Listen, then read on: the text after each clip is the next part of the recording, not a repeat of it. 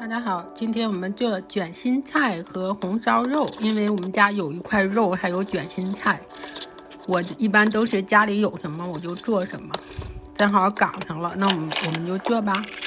看这刀不快，用盘子底儿磨一磨，马上就锋利了。把肉切成红烧肉大小的块儿，把卷心菜切开，把芯儿去掉。用手掰也可以，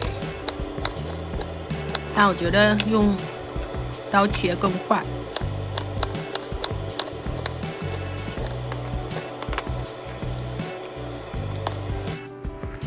好，烧油，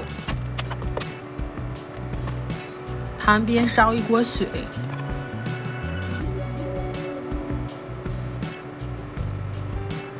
先把肉煎一下，把肉上的油煎出来。同时烧水的目的是焯一下卷心菜。卷心菜如果直接炒的话，没有焯一下再炒，做出来的好吃。这也是一个小秘诀哦。把肉煎到焦黄上色。现在肉差不多上色了，卷心菜也放到锅里了。水开了之后，把卷心菜放进去，再加点盐。接下来把煎好的肉倒出来，油不要浪费了。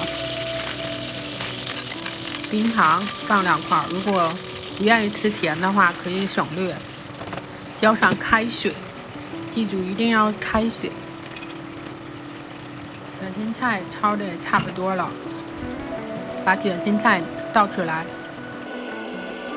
另外起个锅，葱姜爆香，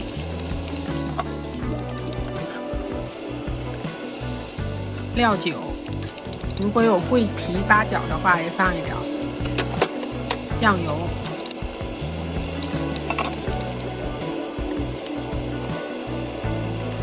开水，还是倒开水，第2次倒开水。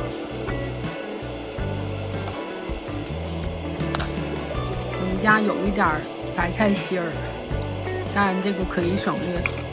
把刚才焯好的卷心菜放进去，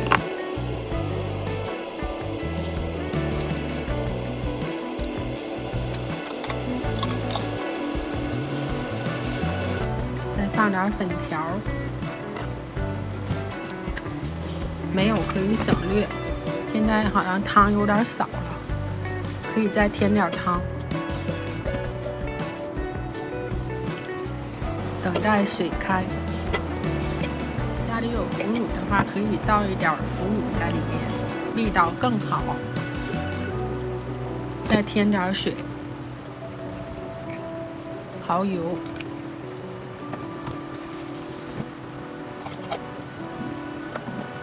这样再焖一会儿，大概10分钟左右，让肉香和菜充分的融合。